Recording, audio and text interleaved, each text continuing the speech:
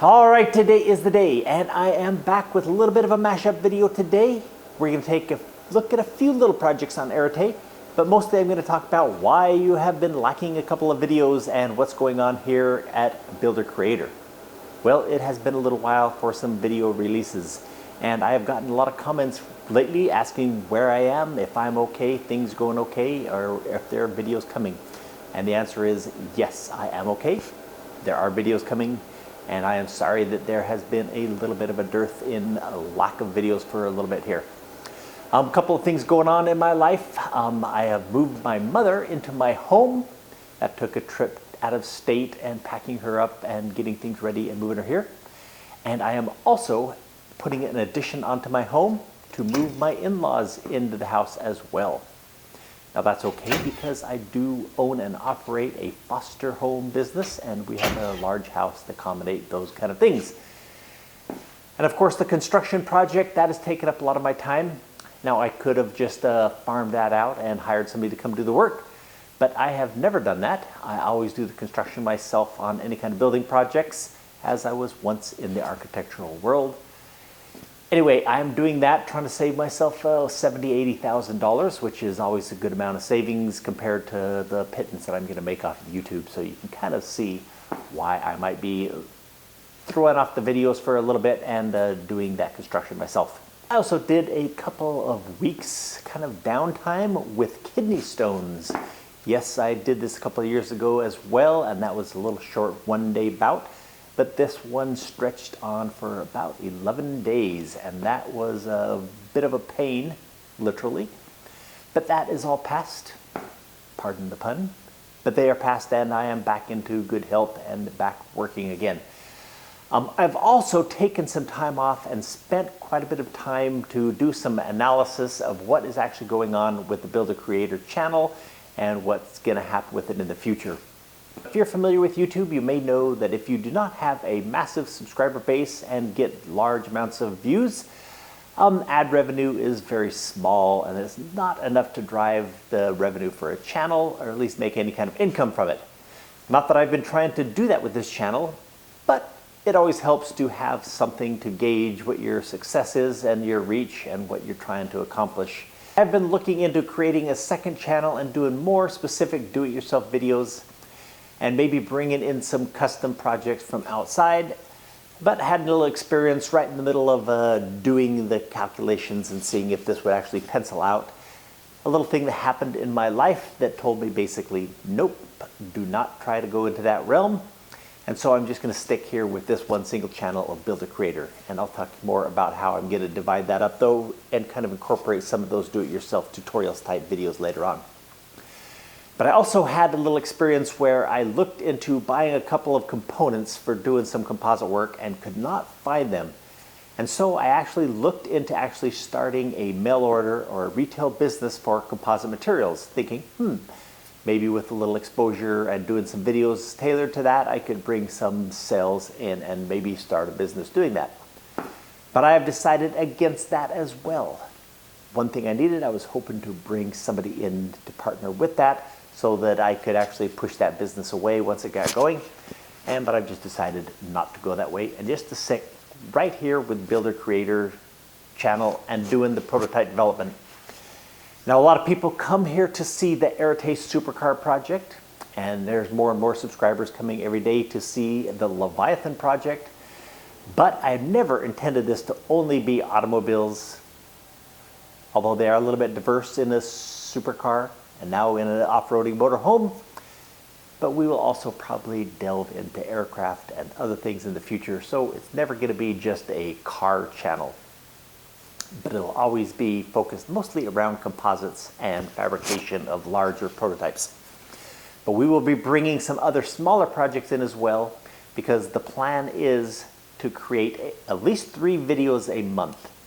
And one of those is going to be a very in-depth video, more on the entertainment side of just seeing how the progress of the project is going, seeing the steps that it takes to get there. Now I say that's an entertainment video because I also plan on doing at least 1 video a month that is very much more a DIY or tutorial video, where I go into more depth of actual practices and procedures and things I've learned as I've done these things in the years. And of course, the third video is going to be the kind of a community building thing. That's what this one's kind of is.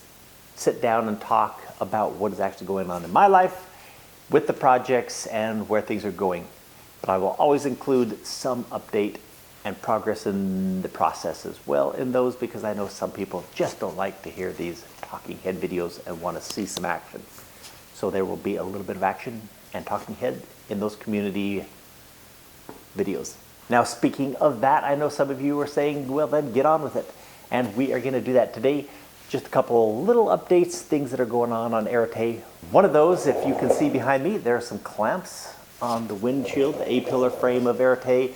There is a dramatic change going to be taking place on that. We're going to take a look at that right now. And a couple of other things out and about the shop, bring you up to date. Anyway, let's jump in, take a look. Now, as I came around to getting back to working on the doors of the vehicle, I found there's a little bit of a fitment problem. If I get the gap right at the A-pillar and here at the top, I have a little problem down here. You can see a little bit of a jog and it's off. The solution may have been that I could have cut it through here and expanded the door out. But evidently there was a problem when I laminated the tub together or when I fitted the bulkheads, the front and the back bulkheads. Somehow it spread the car out a little bit wider than it probably should have been and made the doors not fit. So after some careful consideration, I've decided to do some major changes.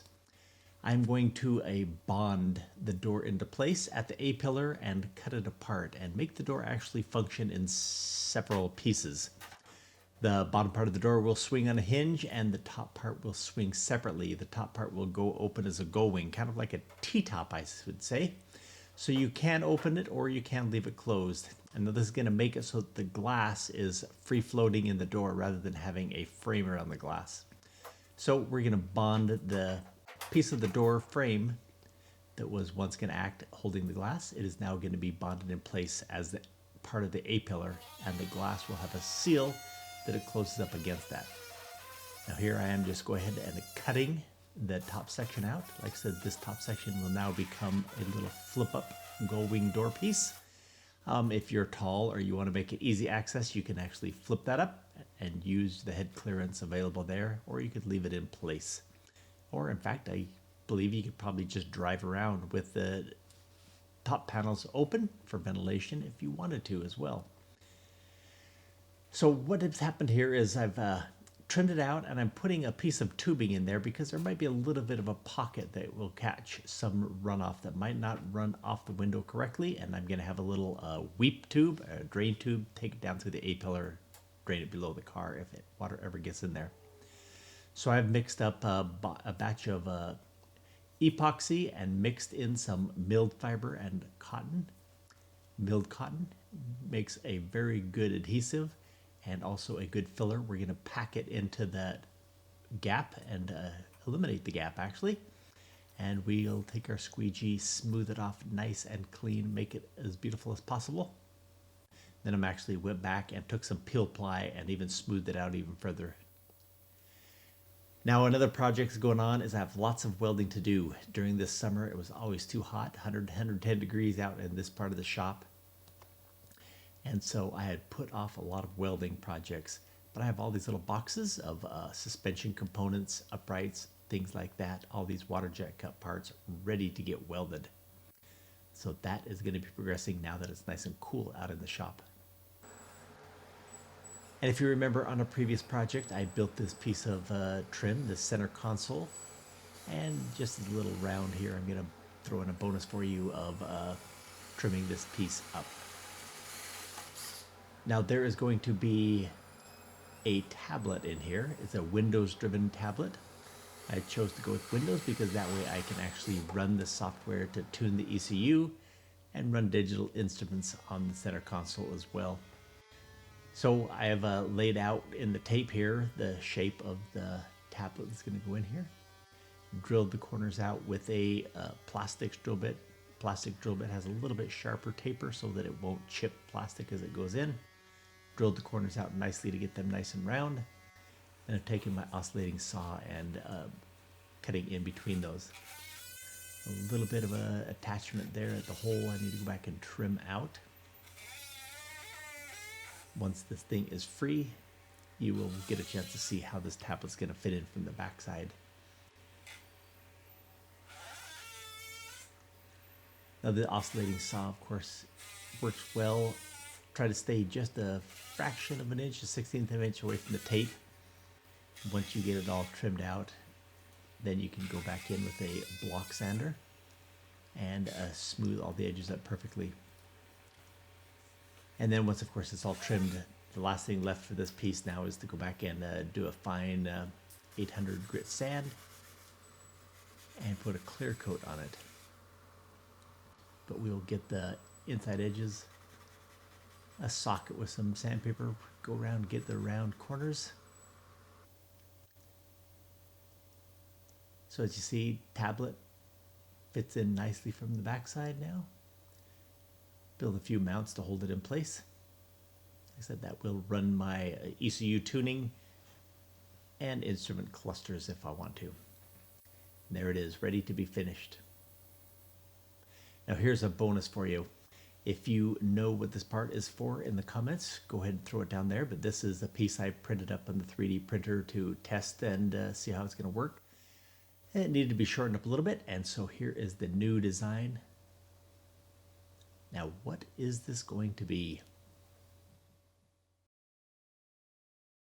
Anyway, there you go. You have heard the plan. You see what's starting to take place now, and we will be moving ahead. Full steam ahead, coming into a new year. Hopefully we can start wrapping up some things in that year as well. But there is actually one more thing that I'm just going to tease you with, and that is that I have another very interesting project coming up, kind of tying all of these things together. And that is going to be revealed to you once I hit 100,000 subscribers. Now I am at 80,000, a little over 80,000 right now, and I think I can move into that 20,000 pretty quickly. That is if, of course, you like the content on this channel and you have not subscribed. I please invite you to jump down, subscribe to the channel, turn on the little notification bell so you can get updated whenever the videos are released. Anyway, that is coming up, and that is tied directly to a lot of comments I have gotten about people asking how they can learn how to do these kind of things, and we are going to get into that, as I said, at 100,000 subscribers. But anyway, that is it for today. Hope you come back. See us again.